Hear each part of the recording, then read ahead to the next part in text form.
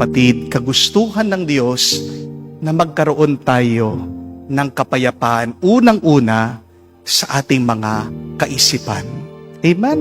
Pero ang kasalanan natin, aminin natin, tayo ang naggugulo sa ating mga kaisipan. Please, do not overthink. Sabihan mo nga katabi mo, do not overthink. Kasi wala naman tayong magagawa talaga sa ating kakaisip. Sasakit lang ang ulo mo eh. Limbawa, di pa umuwi yung anak mo. Gabi na. Bakit? Sa pagpupuyat mo ba, kakaisip mo sa kanya, mapapauwi mo siya? Di ba hindi? Hindi mo alam, di ka tinatawagan ng asawa mo. Nagtatrabaho sa abroad. Baka nakakita na ng iba. Sa kakaisip mo ba, na-imagine mo meron siyang babae? Gaganda ang iyong pakiramdam. Di ba lalo ka lang nagkakasakit? Kaya nga, meron ka ng ulcer eh. Your worry cannot change the situation. Only God can change your situation. Hindi mababago ng iyong kaisipan ang mga nangyayari ngayon sa iyong buhay.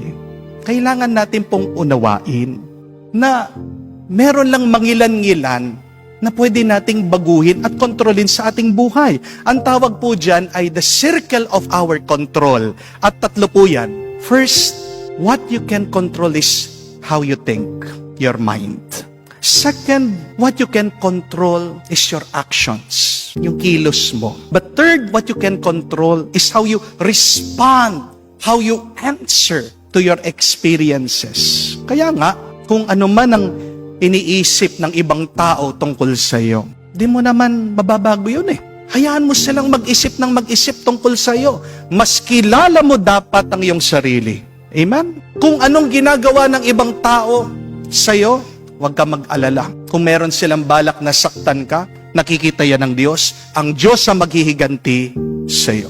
Tinamaan ka, nasampal ka, natapakan ka, wala kang magagawa doon. Pero ano magagawa mo? Ayong wag kang maghiganti. Dahil kung meron kang gagawing masama sa iyong kapwa, babalik at babalik yon sa iyo. Amen? Kung alam mo na may balak sila, gawan ka ng masama, ano magagawa mo? E di umiwas ka, hindi ka naman bato eh. Di po ba? Bato po ba kayo? Hindi. Tao tayo, nakakagalaw tayo. Alam mo, paparating na. May masama siyang balak. Sama ang loob niya eh. Hindi tumabi ka. Yan lang magagawa natin.